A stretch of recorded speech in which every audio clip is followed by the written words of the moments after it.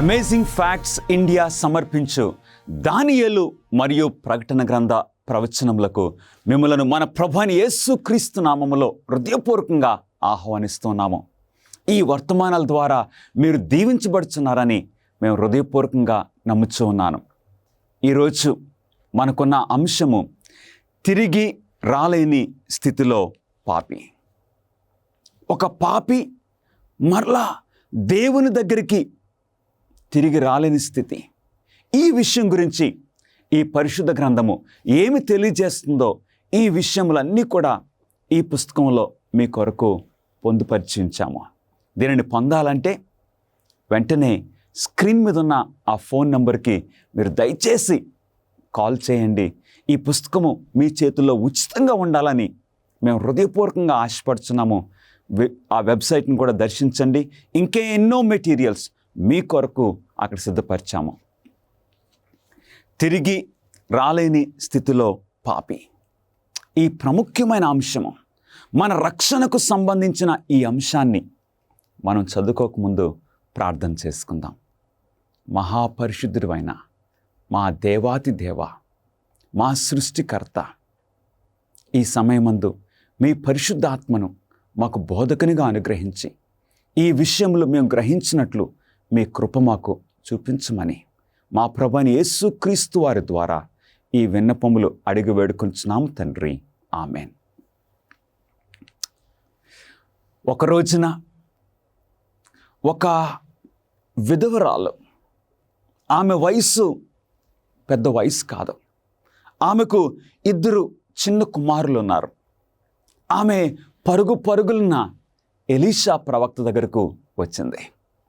అయ్యా, అప్పులవాడు నా ఇంటికి వస్తున్నాడు, నా 2 కుమారులను బానిసలుగా తీసుకుని వెళ్ళిపోవడానికి వస్తున్నాడు, నాకు చాలా భయంగా ఉంది.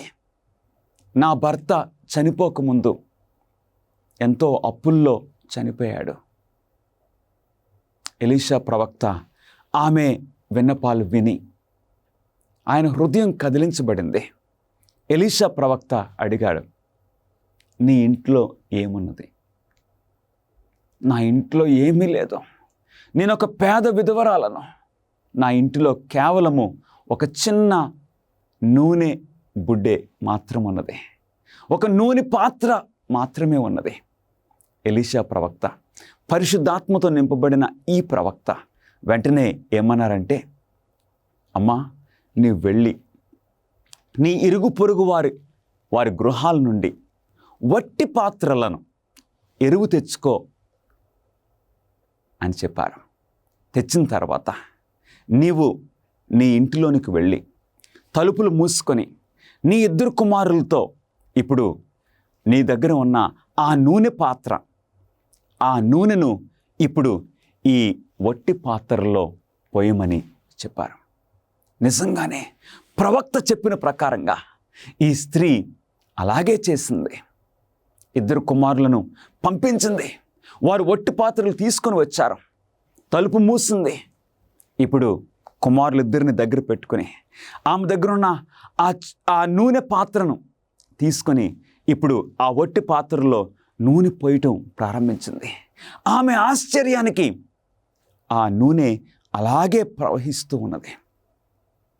ఆ పాత్రలు అన్నీ నిండిపోయినవి. వెంటనే కుమారులకు చెప్పింది, ఇంకేమన్నా కొన్ని పాత్రలు తీసుకుని రండి. వారు అన్నారు, ఇంక ఎక్కడా వట్టి పాత్రలు లేవు. ఆ పాత్రలన్నీ నూనెతో నిండిపోయేసరికి ఈమెకి ఎంతో ఆశ్చర్యం అనిపించింది. పాత్రలన్నీ నూనెతో నిండిన తర్వాత ఆ నూనె ప్రవహించటము ఆగిపోయింది. వెంటనే ఈమె పరుగున మరలా ఎలీషా ప్రవక్త దగ్గరికి వెళ్ళింది. అయ్యా, ఇలా జరిగింది, నన్ను ఏం చేయమంటారు? అమ్మా, నీవు వెళ్ళి ఆ నూనె అంతటిని కూడా అమ్ముకొని నీ అప్పు తీర్చుకొని మిగిలిన ఆ ద్రవ్యంతో నీవు నీ కుమారులు బ్రతకండి అని ప్రవక్త అయిన ఎలీషా చెప్పారు. ఆ యవ్వన ఆ విధవరాలు ఆ ఇద్దరు కుమారులు ఎంతో సంతోషించారు. అవును ప్రియ స్నేహితులారా, మన పాత్రలు పరిశుద్ధాత్మతో నింపబడినప్పుడు మనం కూడా మన అప్పుల భారం నుండి, మన అప్పుల వాడైన సాతానుడు మనల్ని బంధిస్తూ మనల్ని బానిసత్వంలోకి నడిపించడానికి ప్రయత్నం చేస్తున్న ఈ విషయంలో అప్పుల భారం నుండి మనం బయటపడే విధానం ఏంటో తెలుసండి? ఆ నూనె ద్వారా. నూనె అంటే పరిశుద్ధాత్మ. మొట్టమొదటి ప్రశ్న, బైబిల్లో కుండ లేక పాత్ర మరియు నూనె దేనికి గుర్తుగా ఉన్నవి? ఒక పాత్ర అంటే ఏంటి? దేవుని వాక్యం మనకి సెలవిస్తుంది. దేవుని వాక్యము అపోస్తల కార్యములు 9వ అధ్యాయము 15వ వచనంలో, అన్యజనుల ఎదుటను రాజుల ఎదుటను ఇశ్రాయేలుల ఎదుటను నా నామం భరించుటకు ఇతడు నేను ఏర్పరచుకున్న సాధనమై ఉన్నాడు. దేవుడు సౌలును ఏర్పరచుకున్నారు. ఈ సౌలు ఒకప్పుడు క్రైస్తవులను హింసిస్తూ ఉన్నాడు, క్రీస్తును ద్వేషించిన వాడు. కానీ దేవుడు అట్టి పాత్రను, అట్టి వ్యక్తిని దేవుడు ఎన్నుకొని ఆయన ఆత్మతో నింపి ఏమంటున్నారండి? అన్యజనుల ఎదుటను రాజుల ఎదుటను ఇశ్రాయేలుల ఎదుటను నా నామమును భరించుటకు ఇతడు నేను ఏర్పరచుకున్న సాధనమై ఉన్నాడు. నిజంగానే మనందరం కూడా ఒక పాత్ర లాంటి వాళ్ళము. అవును ప్రియ సహోదరి సహోదరులారా, ఈ పాత్రల్లో దేవుడు తన ఆత్మతో నింపి మనల్ని ఆయన కొరకు సాక్షులుగా జీవింప చేయాలని దేవుడు ఆశపడుచున్నారు. దేవుడు అంటున్నారు ఇర్మియా ప్రవక్త ద్వారా, ఇదిగో నేను కుమ్మరి, మీరు జికట మన్ను అయి ఉన్నారు. అవును, మనమందరం కూడా ఆ మన్ను వలె ఉన్నాము. దేవునికి మనం సమర్పించుకున్నప్పుడు మంచి పాత్రలుగా దేవుడు మనల్ని చెక్కాలని, మనల్ని చేసుకోవాలని దేవుడు ఆశపడుతున్నారు. ఎట్లాగైతే ఆ మట్టి, ఆ కుమ్మరి మట్టి కుమ్మరికి ఎలాగైతే లోబడుతుందో నీవు కూడా లోబడుతున్నావా ప్రియ సహోదరుడా సహోదరి? దేవుడు నీ జీవితాన్ని పుష్పించినట్లు చేయాలని ఆశపడుతున్నారు. నీ జీవితాన్ని ఒక చక్కటి పరిమళముగా, ఒక గొప్ప సాక్షిగా చేసుకోవాలని దేవుడు ఆశపడుతున్నారు. నీ పాత్రలో ఆయన పరిశుద్ధాత్మను నింపాలని దేవుడు ఆశపడుచున్నారు. మొదటి సమూయేలు 16వ అధ్యాయము 13వ వచనంలో, సమూయేలు తైలపు కొమ్మును తీసి వాని సహోదరుల ఎదుట వానికి అభిషేకము చేశాను. నాటి నుండి యెహోవా ఆత్మ దేవుని మీదకి బలంగా వచ్చాను. గమనిస్తున్నారా? దేవుడు ఆయన దృష్టిలో మనమందరం కూడా పాత్రలుగా ఉన్నాం. ఈ పాత్రల్లోనికి ఆయన పరిశుద్ధాత్మను పెట్టుచున్నారని దేవుని వాక్యం సెలవిస్తుంది. సమూయేలు ప్రవక్త దావీదును అభిషేకించినప్పుడు ఆ రోజు నుండి దేవుని ఆత్మ దావీదు మీదకి బలంగా వచ్చి దావీదు ఒక గొప్ప రాజుగా దేవుని ప్రజలను పరిపాలన చేసినట్లు మనం చూస్తూ ఉన్నాము. కాబట్టి పాత్రలంటే మానవులు. ఈ పాత్రల్లో దేవుడు ఆయన ఆత్మను నింపబోతూ ఉన్నారు. పరిశుద్ధాత్మ వ్యక్తిత్వము లేని ఒక శక్తి లేక ఆయన దేవుడా? అనేక మందికి ఈ ప్రశ్న ఉంటుంది. పరిశుద్ధాత్మ ఒక శక్తి లేక ఒక వ్యక్తి? దేవుని వాక్యము పరిశుద్ధాత్మ గురించి ఏం తెలియజేస్తుందో దేవుని వాక్యంలో నుండి చూద్దాం ప్రియులరా. అపోస్తల కార్యములు 5వ అధ్యాయము 3-4 వచనాల్లో ఇక్కడ ఆదిమ సంఘములో అననీయ సఫేరాల గురించి మనకు తెలుసు. ఆ పరిస్థితుల్లో ఇప్పుడు అననీయ వచ్చి అననీయ సఫేరాలకు వారికి కొంచెం ఆస్తి ఉంటే వారు ఆ ఆస్తిని దేవునికి అమ్మి ఆ ధనం ఇస్తామని వాగ్దానం చేశారు. వారంతటి వారే స్వయంగా ఆ వాగ్దానం చేశారు. కానీ అమ్మిన తర్వాత వారి హృదయము మారిపోయింది.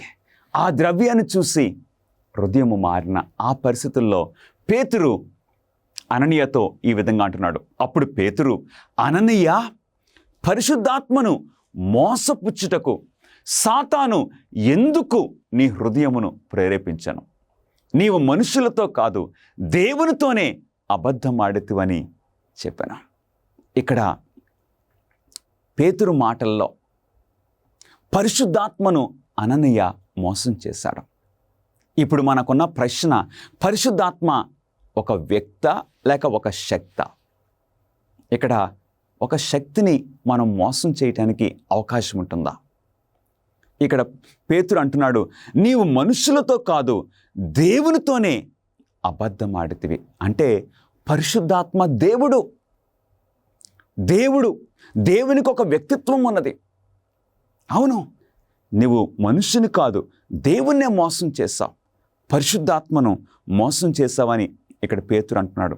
ఎఫెసీయులకు రాసిన పత్రిక 4వ అధ్యాయము 30వ వచనంలో భక్తుడైన పౌలు గారు, దేవుని పరిశుద్ధాత్మను దుఃఖపరచుకుడి, విమోచన దినం వరకు ఆయన యందు మీరు ముద్రింపబడి ఉన్నారని దేవుని వాక్యం సెలవిస్తుంది. అవును, పరిశుద్ధాత్మ మనల్ని ముద్రిస్తున్నట్లు పౌలు గారు ఇక్కడ రాస్తూ ఉన్నారు. అందుకు పరిశుద్ధాత్మను దుఃఖపరచుకుడి. ఒక శక్తిని మనం దుఃఖపరచగలమా? ఒక వ్యక్తిని మనం దుఃఖపెట్టచ్చు, బాధ పెట్టచ్చు. కాబట్టి దేవుని వాక్యాన్ని బట్టి మనం గమనించినట్లయితే దేవునికి ఎలాగైతే వ్యక్తిత్వం ఉన్నదో పరిశుద్ధాత్మ కూడా దేవుడే గనుక పరిశుద్ధాత్మకు కూడా వ్యక్తిత్వం ఉన్నదని మనం గుర్తిస్తున్నాము. పరిశుద్ధాత్మ యొక్క ప్రాథమిక పని ఏమిటి? అసలు పరిశుద్ధాత్మ యొక్క పని ఏంటో దేవుని వాక్యంలో మనం చూద్దాం ప్రియులరా. ఆయన అనగా సత్యస్వరూపి అయిన ఆత్మ వచ్చినప్పుడు మిమ్మును సర్వసత్యములోనికి నడిపించును. ఆయన సంభవింపబో సంగతులను మీకు తెలియచేయను. పరిశుద్ధాత్మ యొక్క ప్రాముఖ్యమైన పని ఏంటో తెలుసా? మనల్ని కూడా సర్వసత్యంలోనికి నడిపించటము. గమనిస్తున్నారా ప్రియులరా? మనము పాపం చేసిన వారము, పాపంలో పుట్టిన వారము. దేవుని విషయాలు మనంతటి మనము గ్రహించలేము, సత్యాన్ని మనంతటి మనము గ్రహించలేము, అంగీకరించలేము. అందు గురించి పరిశుద్ధాత్మ దేవుడు మనల్ని సత్యంలోనికి నడిపించడానికి పని చేస్తున్నట్లు దేవుని వాక్యం సెలవిస్తుంది. ఈ యోహాను సువార్త 16వ అధ్యాయము 13వ వచనము ఎలా ప్రారంభమవుతుంది? ఆయన అంటే పరిశుద్ధాత్మ ఒక శక్తి కాదు. పరిశుద్ధాత్మను ప్రభువైన యేసుక్రీస్తు వారు ఆయన లేక ఆదరణకర్త అని పిలుస్తూ ఉన్నారు. అంత మాత్రమే కాదు, యోహాను సువార్త 14వ అధ్యాయము 26వ వచనములో ఆయన సమస్తమును మీకు బోధించి నేను మీతో చెప్పిన సంగతులన్నిటినీ మీకు జ్ఞాపకం చేయను. పరిశుద్ధాత్మ పని ఏంటి?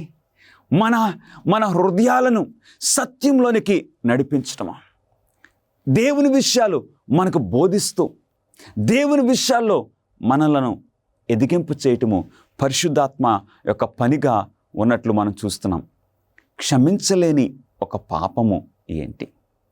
దేవుడు క్షమించలేని పాపము ఏదైనా ఉన్నదా? దేవుడు పాపాలను క్షమించే దేవుడు. మరి దేవుడు క్షమించలేని పాపము ఏదన్నా ఉన్నదా? మన అంశము ఏంటండి? తిరిగి రాలేని స్థితిలో పాపి. దేవుడు క్షమించలేని పాపం ఏంటో మన ప్రభువైన యేసుక్రీస్తు వారి యొక్క మాటల్లో మనం చూస్తూ ఉన్నాము. క్షమించలేని ఒక పాపము ఏమిటి? మత్తయి సువార్త 12వ అధ్యాయము 32వ వచనములో ప్రభువైన యేసుక్రీస్తు వారి యొక్క మాటలు, పరిశుద్ధాత్మకు విరోధముగా మాట్లాడువానికి పాపక్షమాపణ లేదు. మనుష్య కుమారునికి విరోధంగా మాట్లాడితే పాపక్షమాపణ ఉన్నదని ప్రభువైన యేసుక్రీస్తు వారు అంటున్నారు. కానీ పరిశుద్ధాత్మకు విరోధంగా మాట్లాడితే పాపక్షమాపణ లేదు. అంటే ఏంటి? పరిశుద్ధాత్మ దేవుడు మనల్ని పాపం గురించి మనకు తెలియజేస్తున్నారు. మనల్ని సత్యంలోనికి నడిపించాలని, మనల్ని చీకటిలో నుండి వెలుగులోనికి నడిపించాలని పరిశుద్ధాత్మ దేవుడు పనిచేస్తూ ఉంటే, ఎప్పుడైతే మన చెవులను పరిశుద్ధాత్మ యొక్క స్వరం వినకుండా మనం మూసుకుంటామో అప్పుడు ఏం జరుగుతుంది? ఇక పరిశుద్ధాత్మ మనతో మాట్లాడలేని స్థితిలో, ఇక దేవుడు క్షమించలేని పాపమునకు మనం వెళ్ళిపోతూ ఉంటాము. ఒక ఉదాహరణ మీకు ఇస్తున్నాను. మన ఇల్లు రైల్వే లైన్ దగ్గర ఉన్నదనుకుందాం. ఫస్ట్ టైం మనము ఆ ఇంట్లోనికి వెళ్ళినప్పుడు ఆ రాత్రి సరిగ్గా నిద్ర పట్టదు, మీకు తెలుసు కదా. కానీ రెండవ రాత్రి అలాగ ఒక వారం అయిన తర్వాత రాత్రప్పుడు ట్రైన్లు వెళ్తున్నాయి పోతున్నాయి. అప్పుడు ప్రతిసారి ప్రారంభంలో అయితే మెలకు వచ్చేస్తుంది. కానీ ఆ ఇంట్లో ఒక నెల రోజులు ఉన్న తర్వాత, కొన్ని వారములు ఉన్న తర్వాత ట్రైన్లు వచ్చిపోతూ ఉంటాయి, కానీ మనకి ఆ సౌండ్ వినపట్టలేదు. ఎందు గురించి? మనకు అలవాటైపోయింది. సౌండ్ వస్తుందా? వస్తుంది, కానీ మనకు వినపడటం లేదు. పరిశుద్ధాత్మకు విరోధముగా మాట్లాడువానికి పాప క్షమాపణ లేదు. అంటే ఇక పరిశుద్ధాత్మ స్వరాన్ని మనం వినడము మానేస్తే మన హృదయము కఠినమైపోతుంది. పరిశుద్ధాత్మ మనతో మాట్లాడడం మానలేదు. ఎలాగైతే ఆ ట్రైన్ యొక్క సౌండ్ ఏమీ తగ్గలేదు, కానీ మనం వినడము మానేసాము. మనకు వినపడటం లేదు. ఎందుకంటే మన హృదయము కఠినమైపోయింది. ఒక వ్యక్తి పొందుకోగల ఆత్మవరములు ఏమిటి? పరిశుద్ధాత్మ దేవుడు ఒక వ్యక్తికి ఇచ్చే ఆత్మవరములు ఏమిటో దేవుని వాక్యము మనకు తెలియజేస్తుంది. కొరింథీయులకు రాసిన మొదటి పత్రిక 12వ అధ్యాయము 8 నుండి 10 వచనాల్లో ఆత్మవరములు మనకు కనపడుతున్నాయి.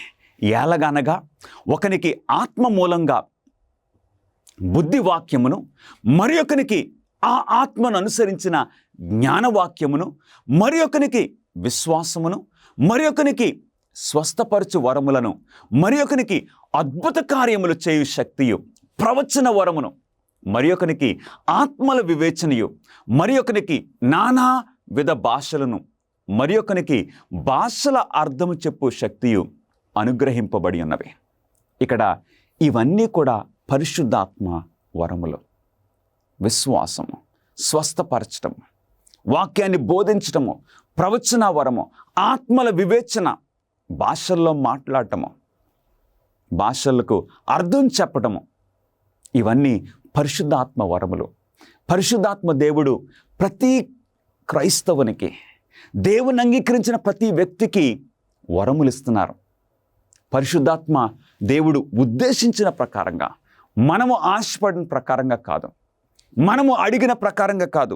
పరిశుద్ధాత్మ ఎవరికి ఏ వరం ఇవ్వాలో దేవుడు గనుక నీకు ఇస్తూ ఉన్నారు. కొరింథీయుల సంఘంలో ఏ ఆత్మవరము చర్చనీయ అంశముగా లేక వివాదాస్పద అంశంగా మారింది. ప్రత్యేకంగా పౌలు గారి యొక్క పరిచర్యలో కొరింథీ సంఘములో ఈ ఆత్మవరాల్లో ఒక ఆత్మవరము వివాదాస్పదంగా మారింది. అదేంటో పౌలు గారు రాస్తూ ఉన్నారు. కొరింథీయులకు రాసిన మొదటి పత్రిక 14వ అధ్యాయము 1-2 వచనములు. ప్రేమ కలిగి ఉండుటకు ప్రయాసపడుడి, విశేషముగా మీరు ప్రవచన వరము అపేక్షించుడి. ఎందుకనగా భాషతో మాట్లాడువాడు మనుషులతో కాదు, దేవునితో మాట్లాడుచున్నాడు. కొరింథీ సంఘములో ఆత్మవరాలన్నిటిలో భాషల్లో మాట్లాడడం అనే ఆ వరం గురించి వారికి ఒక వివాదాస్పదము ఏర్పడింది. కానీ పౌలు గారు ఏమంటున్నారు? ప్రేమ కలిగి ఉండండి. తర్వాత ప్రవచన వరమును అపేక్షించండి, ఆశపడండి. భాషలతో మాట్లాడటము అది మనకు అంత అవసరం కాదు అని పౌలు గారు అంటూ ఉన్నారు. కొరింథీ సంఘంలో మాత్రమే ఆయన ఎన్నో సంఘాలు స్థాపించారు, ఎన్నో సంఘాల్లో పరిచర్య చేశారు. ఎఫెసీ సంఘము, ఫిలిప్పీ సంఘము, కొలసీ సంఘము, వేరే సంఘాలు. కానీ కొరింథీ సంఘంలో మాత్రమే ఈ సమస్య ఏర్పడింది. భాషల గురించి ప్రపంచమంతా సువార్తను ప్రకటించడానికి తన శిష్యులకు సహాయం చేస్తానని యేసు ఎలా వాగ్దానం చేశారు? మన ప్రభువైన యేసుక్రీస్తు వారు ఈ సువార్తను ఇప్పుడు ప్రపంచమంతా కూడా మనం అందించడానికి దేవుడు మనకు ఎలా సహాయపడతారని ప్రభువైన యేసుక్రీస్తు వారు చెప్పారో తెలుసా? మార్కు సువార్త 16వ అధ్యాయము 17వ వచనములో క్రొత్త భాషలు మాట్లాడుదురు. యేసు ప్రభు సెలవిచ్చారు, ఇదిగో నేను మీ వద్ద నుండి వెళ్ళిపోతున్నాను, తండ్రి మీకు ఆదరణకర్తను పంపిస్తారు. ఆదరణకర్త అంటే పరిశుద్ధాత్మ. పరిశుద్ధాత్మను మీరు పొందిన తర్వాత మీరు క్రొత్త భాషలలో మాట్లాడుదురని ప్రభువైన యేసుక్రీస్తు వారు ఆయన శిష్యులకు తెలియజేశారు. ఎందుకు ఈ క్రొత్త భాషల్లో శిష్యులు మాట్లాడతారు? ఈ క్రొత్త భాషల్లో మాట్లాడడం ద్వారా సువార్త అందరికీ, ప్రజలందరికీ ఈ లోకమంతటా అందించడానికి క్రొత్త భాషల్లో మాట్లాడుతున్నారు. క్రొత్త భాషల్లో మాట్లాడటము ఏదో వారు గొప్ప చెప్పుకోవడానికి కాదు, సువార్తను అందరికీ అందించడానికి ప్రభువైన యేసుక్రీస్తు వారు ఈ ప్రత్యేక వరము, పరిశుద్ధాత్మ వరము ఇచ్చారు. శిష్యులు పరిశుద్ధాత్మ యొక్క కుమ్మరింపును పొందినప్పుడు ఏం జరిగింది? సరిగ్గా మన ప్రభువైన యేసుక్రీస్తు వారు సిలువపై మరణించి పునరుద్ధానం అయిన తర్వాత 50 రోజుల తర్వాత సరిగ్గా పెంతెకోస్తు పండుగ వచ్చింది. ఆ పెంతెకోస్తు పండుగ రోజున ఏం జరిగిందో అపోస్తలుల కార్యములు 2వ అధ్యాయము 1-4 వచనాల్లో దేవుని వాక్యము ఈ విధంగా సెలవిస్తుంది. పెంతెకోస్తు అను పండుగ దినం వచ్చినప్పుడు అందరూ పరిశుద్ధాత్మతో నిండిన వారై ఆ ఆత్మ వారికి వాక్శక్తి అనుగ్రహించిన కొలది అన్య భాషలతో మాట్లాడసాగిరి. ఆ రోజు అది పెంతెకోస్తు దినము. ఆ పెంతెకోస్తు దినమున శిష్యులు ఇక ఆ మేడగదిలో వారి పాపాలు ఒప్పుకొని వారి యొక్క ఆత్మీయ జీవితాన్ని సిద్ధపరచుకొని ఉన్న ఆ టైంలో దేవుడు పరిశుద్ధాత్మను వారికి అనుగ్రహించారు. పరిశుద్ధాత్మను వారు పొందినప్పుడు ఇక ఈ శిష్యులు పరిశుద్ధాత్మ ద్వారా ఇప్పుడు అన్య భాషలతో మాట్లాడసాగిరి. ఏం చెప్తున్నారు? యేసుక్రీస్తుని గురించి ఆ గొప్ప కార్యాలు శిష్యులు చెప్తున్నారు. అన్య భాషల్లో మాట్లాడటం ఏంటి అని ప్రజలందరూ కూడా ఆశ్చర్యపోతున్నారు. ఈ శిష్యులు వీరు చేపలు పట్టుకునేవారు, వీరు విద్య లేని పామరులు, వీరికి కేవలం తెలిసిన భాష అర్మేయిక్ భాష. కానీ క్రొత్త భాషల్లో వీరెలా మాట్లాడుతున్నారని అక్కడ ఆ పెంతెకోస్తు దినమున యెరూషలేములో ఉన్న ప్రజలందరూ కూడా ఆశ్చర్యపోయారు. గమనిస్తున్నారా ప్రియులారా? వారు అనుకున్నారు వీరు ఫుల్గా తాగేస్తున్నారేమో అనుకున్నారు. ఆ టైంలో పౌలు గారు ఈ మాట సెలవిస్తున్నారు. అపోస్తలుల కార్యములు 2వ అధ్యాయం 13వ వచనము, కొందరైతే వీరు క్రొత్త మద్యముతో నిండి ఉన్నారని అపహాస్యం చేశారు. అప్పుడు పౌలు గారు లేచి నిలబడి ఏమంటున్నారో తెలుసా? పేతురు లేచి నిలబడి ఏమంటున్నాడో తెలుసా? అయితే పేతురు ఆ 11 కూడా లేచి నిలిచి బిగ్గరగా వారితో ఇట్లనెను, యూదయ మనుషులారా, యెరూషలేములో కాపురమున్న సమస్త జనులారా, ఇది మీకు తెలియనుగాక. ఏమంటున్నారో తెలుసా అండి? ఇక్కడ పేతురు లేచి నిలబడి, ఇదిగో యోవేలు ప్రవక్త ప్రవచించిన ప్రకారంగా దేవుడు ఆయన ఆత్మను కుమ్మరిస్తానని సెలవిచ్చారు. ఇది పరిశుద్ధాత్మ యొక్క కుమ్మరింపు. దేవుడు ఆయన ఆత్మను మనకు అనుగ్రహించారు. అందు గురించే ఇది జరుగుతుందని పేతురు చెప్తూ ఉన్నారు. పరిశుద్ధాత్మ కుమ్మరించబడినప్పుడు ఈ విదేశీ యూదులు ఏమి అనుభవించారు? ఆ రోజున ఆ పెంతెకోస్తు దినమున యెరూషలేములో కూడుకొనిన అనేక ప్రాంతాల నుండి, అనేక దేశాల నుండి వచ్చిన ఆ యూదులు ఏమో అనుభవించారు? అపోస్తలుల కార్యములు 2వ అధ్యాయం 11వ వచనంలో వీరు మన భాషలతో దేవుని గొప్ప కార్యములను వివరించుట వినుచున్నామని చెప్పుకొనిరి. వేరు వేరు దేశాల నుండి, ఉదాహరణకు అక్కడ ఎవరెవరు ఉన్నారో మనం చూద్దామండి. పార్తీయులు, మాదీయులు, ఎలామీయులు, మెసొపొతేమియా, యూదయ, కప్పదొకియా, పొంతు, ఆసియా, వేరు వేరు దేశాల నుండి వచ్చిన యూదులు ఈ యేసుక్రీస్తు వారి యొక్క శిష్యులు వారి సువార్తను వేరు వేరు భాషల్లో చెప్తుంటే వారు ఏమంటున్నారండి? అపోస్తలుల కార్యం 2వ అధ్యాయం 11వ వచనంలో, వీరు మన భాషలతో దేవుని గొప్ప కార్యములను వివరించుట మనం వినుచున్నాము. మన భాషల్లో. వీరేమో చేపలు పట్టుకునేవారు. మన భాష పేతురికి ఎలాగొచ్చు, మన భాష ఈ శిష్యులకి ఎలాగొచ్చని వారు ఆశ్చర్యపోతున్నారు. అది ఎలా జరిగింది? పరిశుద్ధాత్మ ద్వారా జరిగింది. విచ్ఛిన్నమైపోయినటువంటి ప్రపంచంలో దేవుని యొక్క ప్రణాళిక ప్రవచనాల ద్వారా మీరు తెలుసుకోవాలని కోరుతూ ఉన్నారా? ఆచరణాత్మకమైనటువంటి గొప్ప సవాళ్లను మీరు ఎదుర్కోవాలనుకుంటే మిమ్మల్ని ఉత్తేజపరుస్తున్నాం, ఉత్సాహపరుస్తున్నాం. అమేజింగ్ ఫ్యాక్ట్స్ వారు బైబిల్ చదువుకునేటువంటి గైడ్స్ మీ కొరకై 27 పుస్తకాలను మీకు అనుగ్రహిస్తున్నారు. అద్భుతమైనటువంటి గ్రాఫిక్స్ ద్వారా మీరు అర్థం చేసుకోవడానికి నేరుగా మీకు సమాధానం దయచేస్తూ ఉన్నారు. ప్రతి చదువుకునేటువంటి ఈ గైడ్ ద్వారా బైబిల్లో సరైన సమాధానం గ్రహించుకోగలరు. మీ జీవితంలోని ప్రాముఖ్యమైన ప్రశ్నలకు సమాధానం ఇస్తుంది. ఏ విధంగా మీరు సంబంధాన్ని పెంచుకోగలరు, ప్రభువైన యేసుక్రీస్తు వారు ఎప్పుడు రాబోతూ ఉన్నాడు, ఇంకా ఎన్నో విషయాలను తెలుసుకోవచ్చు. భవిష్యత్తులో ఈ యొక్క విలువైన విషయాన్ని కోల్పోకండి. మీ జీవితాన్ని రూపాంతరపరుస్తూ ఉన్నాయి అమేజింగ్ ఫ్యాక్ట్స్ వారు ఇచ్చేటువంటి బైబిల్ చదువుకునే పుస్తకం. ఇవి మీకు ఇంగ్లీష్లోను, హిందీ, తమిళ్, తెలుగులో మీకు లభిస్తూ ఉన్నాయి. వేచి ఉండకండి. వెంటనే మీ యొక్క స్టడీ గైడ్స్ ను ఇప్పుడే ఆర్డర్ చేయండి. AFTV.in అనేటువంటి మా వెబ్సైట్ ని సంప్రదించి వెంటనే పొందండి. పేతురు కొర్నేలి మరియు అతని ఇంటి వారికి బోధించినప్పుడు ఏం జరిగింది? పేతురుకి ఒక దర్శనం కలిగిన తర్వాత జ్ఞాపకం ఉన్నదా? ఒక దుప్పటి ఆకాశం నుండి దిగి రావటము, జంతువులు చంపుకొని తినడము. ఆ సన్నివేశం జరిగిన తర్వాత ఇప్పుడు పేతురు ఒక అన్యుడైన కొర్నేలి ఇంటి వద్దకు వెళ్ళాడు. వెళ్ళిన తర్వాత అక్కడ సువార్త బోధించాడు. బోధించిన తర్వాత అప్పుడు ఏం జరిగిందో దేవుని వాక్యము మనకు సెలవిస్తుంది. అపోస్తల కార్యములు 10వ అధ్యాయము 44వ వచనములో పేతురు ఈ మాటలు ఇంకా చెప్పుచుండగా అతని బోధ విన్నవారందరికి మీదకి పరిశుద్ధాత్మ దిగెను. హల్లెలూయా. పేతురు బోధించినప్పుడు వారందరూ కూడా కొర్నేలి ఇంటిలో పరిశుద్ధాత్మ వారి మీదకి దిగినప్పుడు ఏలయనగా వారు భాషలతో మాట్లాడుచు దేవుని గణపరచుచుండగా వినిరే. అవును ప్రియులారా, పేతురు బోధిస్తున్న ఆ టైంలో పరిశుద్ధాత్మ వారి మీదకి దిగి వచ్చినప్పుడు వారు భాషలతో మాట్లాడుచు దేవుని మహింపరిచిరి. మరొక సన్నివేశము మనం చూస్తూ ఉన్నాము. పౌలు 12 మంది ఎఫెసీయులైన శిష్యులకు బోధించినప్పుడు ఏం జరిగింది? ఇప్పుడు పౌలు గారు ఎఫెసీ పట్టణంలో ఉన్నారు.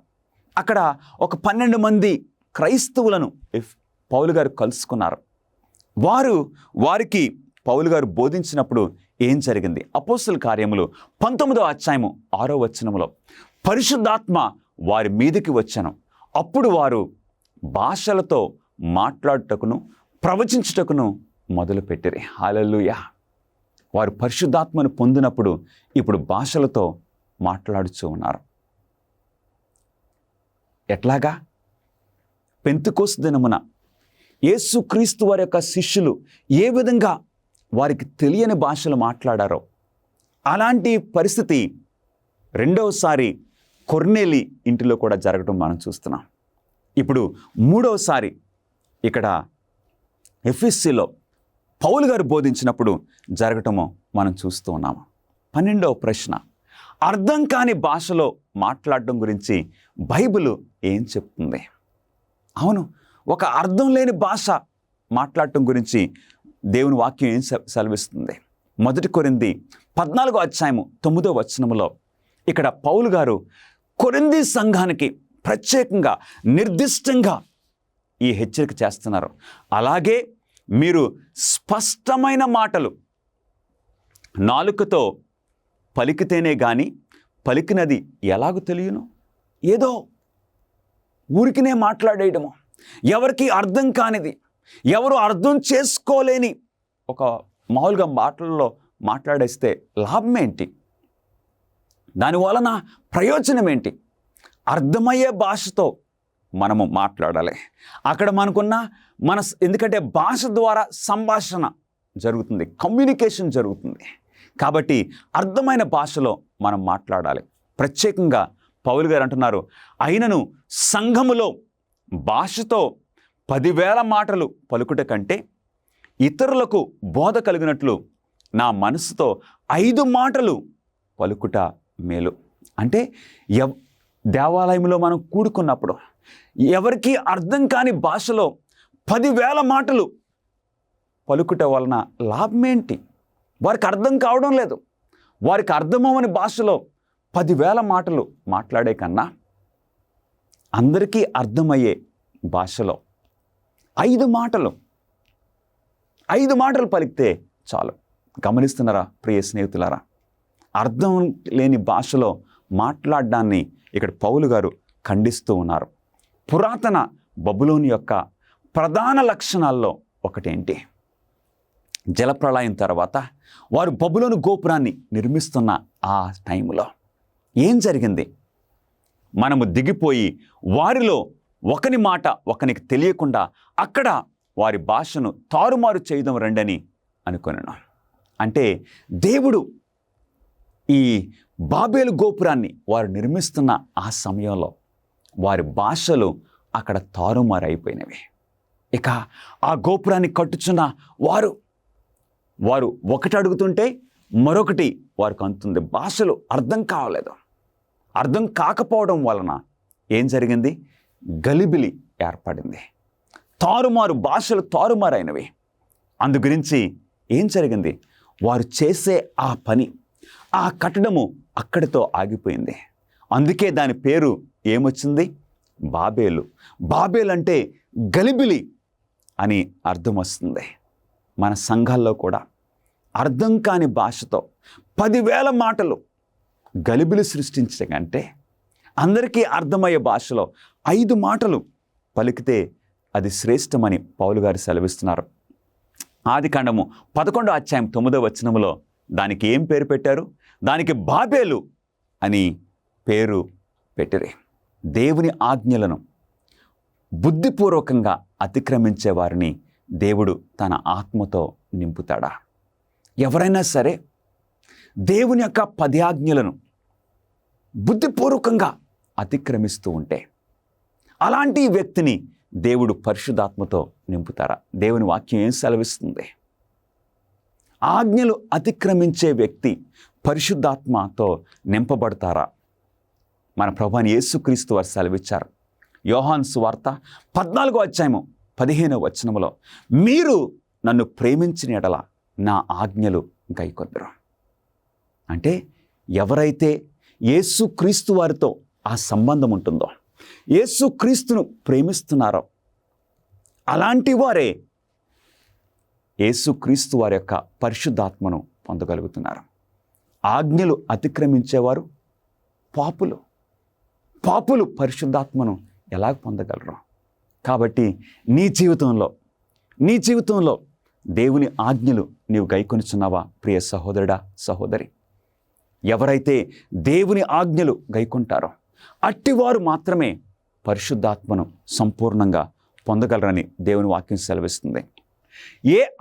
మనము కోరుకోవాలని పౌలు నొక్కి చెప్పాడు.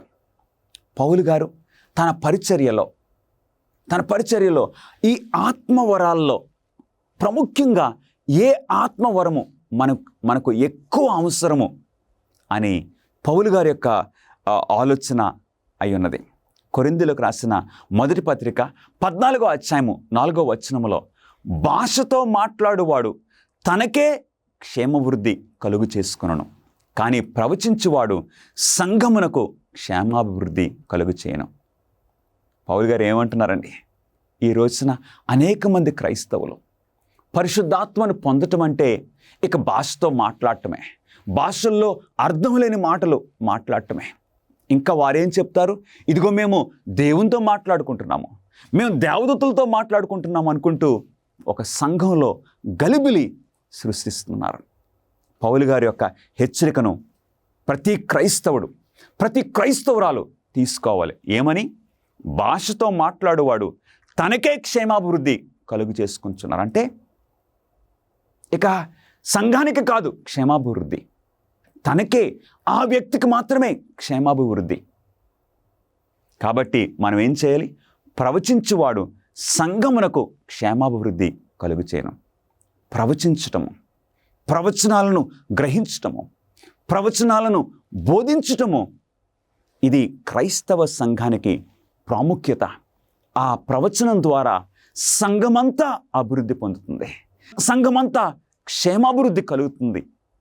కాబట్టి భాషల్లో మాట్లాడడం కంటే మనము దేనిని ఎక్కువగా ఎన్నుకోవాలి? ప్రవచించటము మనకు ఎక్కువ ప్రాముఖ్యమని దేవుని వాక్యం సెలవిస్తుంది. కొరింథీయులకు రాసిన మొదటి పత్రిక 14:5 భాషతో మాట్లాడువాడు ఆ వ్యక్తి తనకు మాత్రమే క్షేమాభివృద్ధి కలుగు చేసుకుంటున్నాడు, కానీ ప్రవచించువాడే శ్రేష్ఠుడు. భాషల్లో మాట్లాడు వానికంటే ప్రవచించువాడే శ్రేష్ఠుడు. అవును ప్రియులరా, ఈ పరిశుద్ధ గ్రంథము ప్రవచనాలకి ప్రాధాన్యత ఇస్తూ ఉంది. ఎందుకంటే ఈ పరిశుద్ధ గ్రంథము 60% కంటే ఎక్కువ ప్రవచనాలు ఇందులో ఉన్నాయి. దేవుడు ప్రవక్తలను పంపించారు. ఎందుకు? ప్రవక్తల ద్వారా, ఈ ప్రవచనాల ద్వారా దేవుని బిడ్డలందరూ కూడా క్షేమాభివృద్ధి కలుగు చేసుకోవడానికి.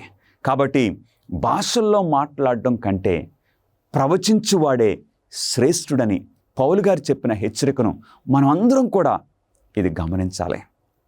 కొరింథీయులకు రాసిన మొదటి పత్రిక 14:12 మీరు ఆత్మ సంబంధమైన వరముల విషయమై ఆసక్తి గలవారు గనుక సంఘమునకు క్షేమాభివృద్ధి కలుగు నిమిత్తము అవి మీకు విస్తరించినట్లు ప్రయత్నము చేయుడి. అవును, ఈ ఆత్మవరములు దేవుడు ఎందుకు అనుగ్రహించారు? ఆత్మవరముల ద్వారా సంఘానికి క్షేమాభివృద్ధి కలుగుతుంది. అవును, వ్యక్తిగతంగా మనల్ని మనం హెచ్చించుకోవడానికి కాదు. ఈ ఆత్మవరములన్నీ, పరిశుద్ధాత్మ వరములన్నీ కూడా దేనికోసం ప్రియులరా? సంఘమునకు క్షేమాభివృద్ధి కలుగు నిమిత్తము. ఈ రోజున అనేక మంది ఈ ఆత్మవరముల వలన వారు మినిస్ట్రీని ఇంకా పెంచుకోవటానికో, లేక వారు వ్యక్తిగతంగా ఇంకా ఎదగడానికో వాడుచున్నారు. లేదు, ఈ ఆత్మవరములు ద్వారా సంఘక్షేమాభివృద్ధి, ఈ ఆత్మవరముల ద్వారా సువార్త అందరికీ అందటానికి మాత్రమే దేవుడు అనుగ్రహించారు. కాబట్టి మనల్ని హెచ్చించుకోవడానికి కాదు, ఏదో మన రాజ్యాన్ని స్థాపించుకోవడానికి కాదు, దేవుని రాజ్యాన్ని స్థాపించుకోవటానికి దేవుడు ఈ పరిశుద్ధాత్మ వరములు మనకు అనుగ్రహించారు. దేవుడు తన ఆత్మతో ప్రజలను నింపడానికి గల ప్రధాన కారణము ఏమిటి? అసలైన కారణము ఏంటి? ఆయన ఆత్మతో మనల్ని నింపడానికి గల ప్రధాన కార్యం ఏంటి? అయినను పరిశుద్ధాత్మ మీ మీదకి వచ్చినప్పుడు మీరు శక్తి నొందుదురు గనుక మీరు నాకు సాక్షులై ఉందురు. దేవుడు పరిశుద్ధాత్మను ఎందుకు మనకి ఇస్తున్నారో తెలుసా? దేవుని కొరకు మనం బలమైన సాక్షులుగా ఉండాలని దేవుడు ఉద్దేశిస్తున్నారు. మంచి సాక్షులుగా ఉండటానికి పరిశుద్ధాత్మ సహాయం. అందుకే యేసుక్రీస్తు వారు సెలవిచ్చారు, మీరు పరిశుద్ధాత్మ పైనుండి శక్తిని మీరు పొందు వరకు యెరూషలేములో ఉండండి. ఎప్పుడైతే పరిశుద్ధాత్మ శక్తిని యేసుక్రీస్తు వారి యొక్క శిష్యులు పొందారో అప్పుడు వరకు వారు భయపడుతూ ఉన్నారు. ఆ భయం పోయింది. యూదుల గురించి భయపడుతున్నారు. అందుకే ఆ మేడగదిలో వారు దాక్కుని ఉన్నారు. ఆ భయం పోయింది పరిశుద్ధాత్మ వారి మీదకి రాగానే. అప్పుడు వరకు ఆ శిష్యులు నేను గొప్ప అనుకుంటూ భేదాభిప్రాయములు కలిగి ఉన్నారు. కానీ ఎప్పుడైతే పరిశుద్ధాత్మను వారు పొందారో వారి మధ్యన భేదాభిప్రాయములు తొలగిపోయినవి. వారికి వాక్చాత్తు దేవుడు అనుగ్రహించారు. ఎందు గురించి? సాక్షులుగా ఉండటానికి. అవును, నువ్వు క్రీస్తు కొరకు ఒక మంచి సాక్షిగా ఉండాలని నీవు ఆశపడుచున్నావా? దేవుడు ఆయన ఆత్మను నీకు అనుగ్రహిస్తూ ఉన్నారు. ప్రియ సహోదరుడా, సహోదరి, అప్పుడు వారందరూ పరిశుద్ధాత్మతో నిండిన వారై దేవుని వాక్యమును ఇప్పుడు ఏం చేస్తున్నారండి? ధైర్యంగా బోధిస్తున్నారు. పరిశుద్ధాత్మను పొందకముందు వారు భయపడుతూ ఉన్నారు. యేసుక్రీస్తు వారిని గెత్సేమని తోటలో వారు బంధించినప్పుడు ఈ శిష్యులందరూ పారిపోయారు. పిరికితనము. ఎప్పుడైతే పరిశుద్ధాత్మను పొందారో వాక్యమును ఇప్పుడు ధైర్యంగా, ప్రాణాన్ని కూడా లెక్క చేయట్లేదు. అందుకే వారందరూ కూడా చూసిన వారు ఏమన్నారు? వీరు విద్య లేని పామరులు, వీరికి ఎటువంటి విద్య లేదు, చేపలు పట్టుకునేవారు, ఇంత ధైర్యంగా వీరు ఎలాగా దేవుని వాక్యాన్ని బోధిస్తున్నారు?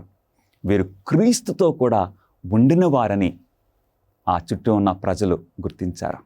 పరిశుద్ధాత్మను పొందారని గ్రహించారు. 17వ ప్రశ్న, ఒక వ్యక్తి పరిశుద్ధాత్మతో నింపబడ్డాడా లేదా అని చెప్పడము సాధ్యమేనా? ఒక వ్యక్తి పరిశుద్ధాత్మతో నింపబడ్డారా లేదా అని మనం ఎలా చెప్పగలము? అంటే ఒక వ్యక్తి పరిశుద్ధాత్మతో నడిపింపబడుచున్నారు అని మనము ఎలాగ నిర్ధారణ చేసుకోవచ్చు? ప్రభువైన యేసుక్రీస్తు వారి మాటలు మనం చూద్దాం. మత్తయి సువార్త 7వ అధ్యాయము 20వ వచనములో యేసుక్రీస్తు వారు, కాబట్టి మీరు వారి ఫలముల వలన వారిని తెలుసుకొందురు. గమనిస్తున్నారా ప్రియులారా? ఇక్కడ 2 విషయాలు మనకు కనపడుతున్నాయి. మొట్టమొదటిది పరిశుద్ధాత్మ వరములు మనం చూసాం. ఆ పరిశుద్ధాత్మ వరములేంటి? ప్రవచించటము, స్వస్థపరచటము, భాషల్లో మాట్లాడటము, భాషలకు అర్థాలు చెప్పటము, ఇవన్నీ కూడా పరిశుద్ధాత్మ వరములు. కానీ ఇంకొక విషయం కూడా ఉంది, పరిశుద్ధాత్మ ఫలములు. ప్రభువైన యేసుక్రీస్తు వారు అన్నారు, ఒక వ్యక్తి పరిశుద్ధాత్మ చేత నడిపింపబడుతుంటే ఆ వ్యక్తిని మనం ఎలా తెలుసుకుంటాము? మీరు వారి ఫలముల వలన వారిని తెలుసుకుందరు. మరి ఆత్మ ఫలములు ఏంటి? ఆత్మ ఫలములు ఏంటి? దేవుని వాక్యము మనకు చూపిస్తుంది. ఆత్మ ఫలములంటే శాంతి, సమాధానము, ప్రేమ, దీర్ఘశాంతము, ఆశా నిగ్రహము, ఇవన్నీ పరిశుద్ధాత్మ యొక్క ఫలములను బట్టి మనము దేవుణ్ణి, ఒక వ్యక్తి పరిశుద్ధాత్మ చేత నింపబడ్డాడని మనం తెలుసుకుంటున్నాము. వరముల బట్టి కాదు, వారి తలాంతులను బట్టి కాదు. ఈ వ్యక్తి గొప్పగా బోధిస్తున్నాడు కాబట్టి పరిశుద్ధాత్మ చేత నింపబడ్డాడు, అది కాదండి ఇండికేటర్. లేక ఈ వ్యక్తి మంచి స్వస్థత కార్యాలు చేస్తున్నారు కాబట్టి పరిశుద్ధాత్మతో నింపబడ్డాడు, కాదండి. ఎలాగ మనం తెలుసుకుంటాము? ఒక వ్యక్తి, ఒక స్త్రీ లేక ఒక పురుషుడు పరిశుద్ధాత్మ చేత నింపబడ్డారని మనం ఎలా తెలుసుకుంటాం? వారి ఫలములను బట్టి. ఫలములంటే వారి జీవితాన్ని బట్టి, వారి యొక్క మాటలు ఏ విధంగా ఉన్నాయి, వారి యొక్క క్రియలు ఏ విధంగా ఉన్నాయి. ప్రేమ, దయ, వాత్సల్యత, ఆశా నిగ్రహము, విశ్వాసము, వారి ఫలములను బట్టి, వరములను బట్టి కాదు ప్రియులరా. ఈ రోజున అనేక మంది ఆ వరాలను చూసి ఈ వ్యక్తి పరిశుద్ధాత్మతో నింపబడ్డాడు, ఈ వ్యక్తి పరిశుద్ధాత్మతో నింపబడిందని తప్పుగా అర్థం చేసుకుంటున్నారు. పరిశుద్ధాత్మ బాప్టిస్మమును నేను ఎలా పొందగలను? పరిశుద్ధాత్మను నేను పొందాలంటే ఏం చేయాలి? ఇది చాలా ప్రాముఖ్యమైన ప్రశ్న. ఎందుకంటే ఆ ఎలీషా దగ్గరికి వచ్చిన ఆ విధవరాలు అప్పుల భారంలో ఉన్నది. అంటే మనం కూడా మన దగ్గరికి కూడా ఒక అప్పుల వాడైన సాతానుడు మన దగ్గరికి వచ్చి మనల్ని ఈ పాప బానిసత్వంలోనికి మనల్ని ఈడ్చిపోవడానికి ప్రయత్నం చేస్తున్న ఆ పరిస్థితిలో ఆ విధవరాలు ఎలాగ బయటకు వచ్చిందండి? ఆ నూనె ద్వారా, అంటే పరిశుద్ధాత్మ ద్వారా ఆ స్త్రీ బయటకు వచ్చింది. అలాగే దేవుని యొక్క ఆత్మ ద్వారానే మనం సాతాను యొక్క బానిసత్వం నుండి మనం బయటపడగలము. ఎలాగో మనం చూద్దాం. పరిశుద్ధాత్మను పొందాలంటే నీవు నేను ఏం చేయాలి? లూకా సువార్త 11వ అధ్యాయము 12-13 వచనాల్లో, కాబట్టి మీరు చెడ్డవారై ఉండియు మీ పిల్లలకు మంచి ఈవులనియని ఎరిగి ఉండగా పరలోకమందున్న మీ తండ్రి తన్ను అడుగు వారికి పరిశుద్ధాత్మను ఎంతో నిశ్చయముగా అనుగ్రహించినను. మన ప్రభువైన యేసుక్రీస్తు వారు సెలవిచ్చారు. ఏమని? మీలో ఒకరు మీ కుమారుడు వచ్చి రొట్టెని అడిగితే రాయనిస్తారా? చేపను అడిగితే పామునిస్తారా? మీరు చెడ్డవారయ్యుండి మీ పిల్లలకు మంచి ఈవులు మీరు ఇస్తారే, అలాగే అంతకంటే ఎక్కువగా పరలోకమందున్న మన తండ్రి మంచి ఈవులను ఇవ్వటానికి ఆయన ఎప్పుడూ ఇష్టపడుతున్నారు. ఎవరైతే తన్ను అడుగు వారికి పరిశుద్ధాత్మను ఎంతో నిశ్చయముగా మనకు అనుగ్రహించిన. ఎలా పొందగలం పరిశుద్ధాత్మను? అడగడం ద్వారా. అవును ప్రియులరా, మనకెవ్వరు కూడా వచ్చి నేను నీకు పరిశుద్ధాత్మని ఇస్తాను. ఒకసారి ఒక సీమోను అనే ఒక గారడి గల వ్యక్తి వచ్చి శిష్యుల దగ్గరకు వచ్చి పౌలు గారి దగ్గరికి వచ్చి ఏమన్నాడంటే, అయ్యా ఇదిగో ఈ ద్రవ్యం తీసుకుని నాకు కూడా అట్టి శక్తినివ్వండి. లేదు, పరిశుద్ధాత్మను మనం కొనలేము. పరిశుద్ధాత్మ శక్తిని మనకెవ్వరూ ఇవ్వలేరు. మనం ఏం చేయాలి? దేవుణ్ణి అడగాలి. తన్ను అడుగు ప్రతి వారికి దేవుడు పరిశుద్ధాత్మను నిశ్చయముగా అనుగ్రహించును. ఈ పాప భారం నుండి మనం తప్పించుకోవాలంటే పరిశుద్ధాత్మ మనకెంతో అవసరం. యేసు పరిశుద్ధాత్మ యొక్క విలువైన నూనెను మీ జీవితంలోనికి పొయ్యాలని ఆయన ఎదురు చూస్తున్నారు. మన ప్రభువైన యేసుక్రీస్తు వారు ఈరోజే నీ పాత్రలోనికి పరిశుద్ధాత్మను ఆయన నింపాలని ఆశపడుతున్నారు. నీ హృదయము మరి ఖాళీగా ఉందా? లేక ఈ లోకపు వ్యసనాలతో నీ హృదయం నిండిపోయి ఉన్నదా? పరిశుద్ధాత్మను మనం పొందాలంటే అడగటమే ప్రియులరా. యేసుక్రీస్తు వారు నీకు అనుగ్రహించడానికి సిద్ధంగా ఉన్నారు. మీ మనస్సు మరియు హృదయాన్ని స్వాధీనం చేసుకోవాలని మీరిప్పుడే ఆయనను అడగాలని ఆశపడుచున్నారా? అడుగుడి, మీకు ఇయ్యబడును. అవును ప్రియులరా, మన యొక్క పాత్రలు పాపపు విషయాలతో నిండిపోతే ఇక దేవుడు పరిశుద్ధాత్మను నింపలేరు. మనం ఎంత ఖాళీ చేసుకుంటామో అంత ఎక్కువగా దేవుడు ఆయన ఆత్మతో మనల్ని నింపగలరు. ఈ పరిశుద్ధాత్మను బైబిల్లో వర్షం గురించి, వర్షానికి దేవుడు కంపేర్ చేశారు. తొలకరి వర్షము, కడవరి వర్షము. మనం అందరం కూడా ఈ చివరి దినాల్లో జీవిస్తూ ఉన్నాం ప్రియులరా. ఈ చివరి దినాల్లో దేవుడు యోవేలు ప్రవక్త ద్వారా తెలియచేస్తున్నారు. సమస్త ప్రజల మీద నా ఆత్మను నేను కుమ్మరిస్తాను. యవనుల మీద, వయస్సు పడిన వారి మీద, స్త్రీల మీద, పురుషుల మీద నా ఆత్మను కుమ్మరిస్తానని దేవుడు సెలవిస్తున్నారు. ఈ రోజున పరిశుద్ధాత్మను నీ మీద కుమ్మరించాలని ప్రభువైన యేసుక్రీస్తు వారు ఆశపడుచున్నారు. పొందడానికి నీవు ఇష్టపడుచున్నావా?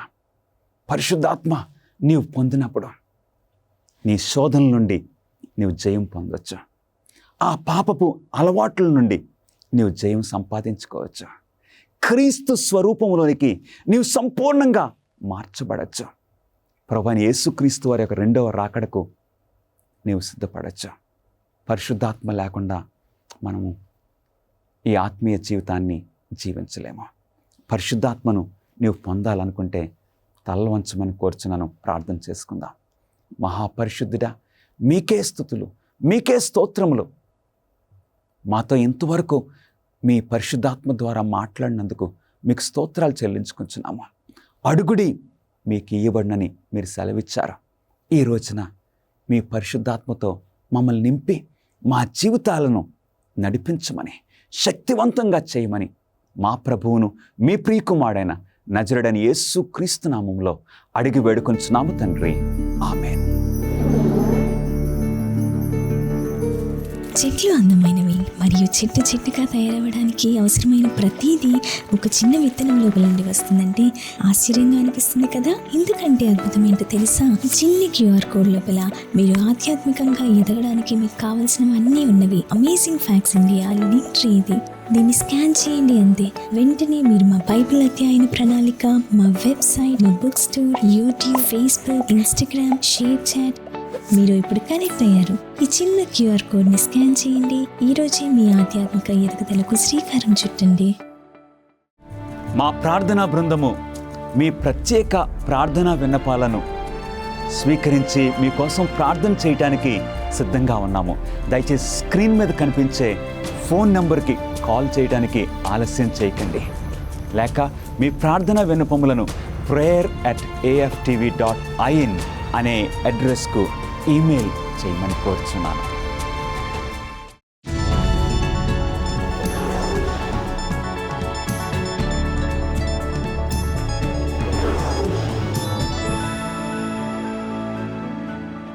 మిత్రులారా, మీరు ఎత్తులకు భయపడుతున్నారా? అలా అయితే మీరిప్పుడే దూరంగా చూడాలనుకోవచ్చు. శాన్ ఫ్రాన్సిస్కో బే ప్రాంతంలోని అత్యంత ప్రసిద్ధ ఆకర్షణలలో ఒకటి ఐకానిక్ గోల్డ్ గేట్ వంతెన.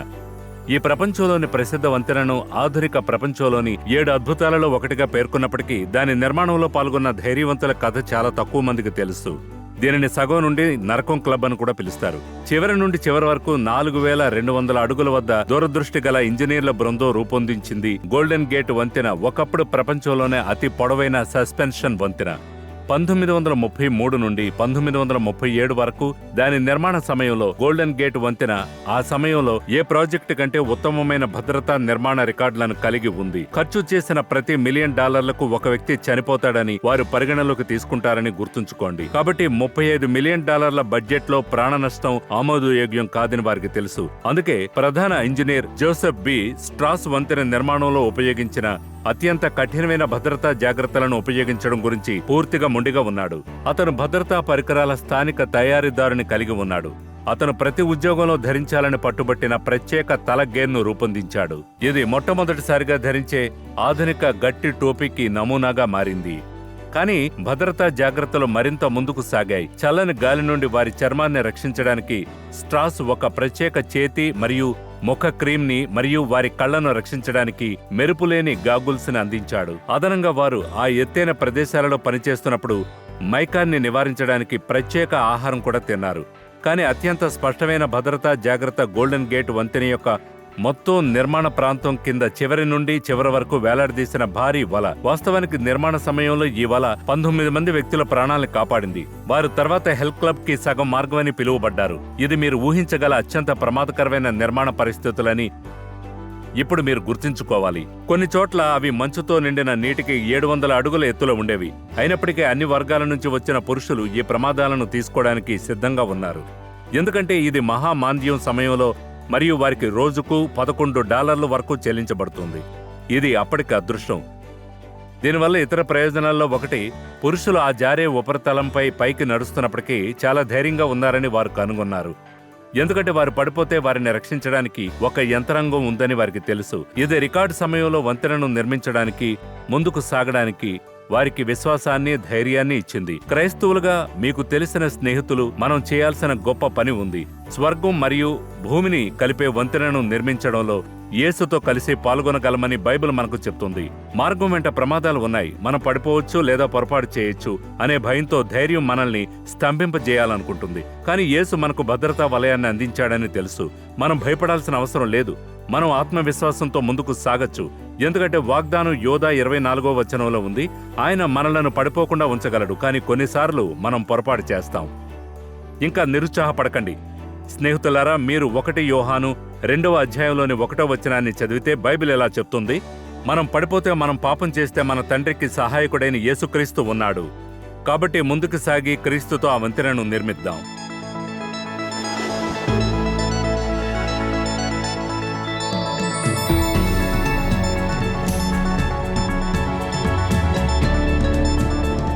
మరిన్ని అమేజింగ్ ఫ్యాక్ట్స్ వీడియోల కోసం మా యూట్యూబ్ ఛానల్ దర్శించండి. సబ్స్క్రైబ్ చేయడం మర్చిపోవద్దు. ఈ ప్రసంగాలు మీ మనసులో ప్రశ్నలను తలెత్తేలా చేశాయా? మీకేమైనా బైబిల్ ప్రశ్నలు ఉన్నట్లయితే వాటికి సమాధానం ఇవ్వడానికి మేము సంతోషిస్తాము. దయచేసి స్క్రీన్ మీద కనిపించే ఫోన్ నంబర్కి కాల్ చేయడానికి ఆలస్యం చేయకండి. లేదా మీకున్న ప్రశ్నలను info@aftv.in అనే అడ్రస్కు ఈమెయిల్ చేయమని మిమ్మల్ని కోరుచూ ఉన్నాను. మీరు ఈ వాక్యాన్ని ధ్యానిస్తూ ఉన్నప్పుడు దేవుడు మిమ్మలను దీవించునుగాక. అమేజింగ్ ఫ్యాక్ట్స్ నన్ను ఎంతగానో ప్రభావితం చేసింది. దేవునికి స్తోత్రం. అమేజింగ్ ఫ్యాక్ట్స్ బట్టి అమేజింగ్ ఫ్యాక్ట్స్ నిజానికి నా జీవితంలో గొప్ప మార్పు ఇంతవరకు చూపిన ప్రభావం అమేజింగ్ ఫ్యాక్ట్స్ నిజం. ఈ రోజు నేను ఈ స్థితిలో ఉండడానికి మంచిగా అనిపించింది. నేను బైబిల్ చదవడం ప్రారంభించాను. నేను సెవెంత్ డే అడ్వెంటిస్ట్ జీవితంలో ఇంకో ఏదో ఉండాలని దేవుడే దీన్ని జరిగిస్తున్నాడు. ఈ వాక్యం చాలా క్రీస్తు అడుగుజాడలను అనుసరించడం ఎంతైనా మంచిది. అమేజింగ్ ఫ్యాక్ట్స్ 55 సంవత్సరాలకు పైగా దేవుని సువార్తను ప్రపంచ నలుమూలలా ప్రకటిస్తూ ఉన్నది. అప్పుడు టీవీలో ఒక మినిస్ట్రీ పేరు కనిపించింది, అమేజింగ్ ఫ్యాక్ట్స్ అని.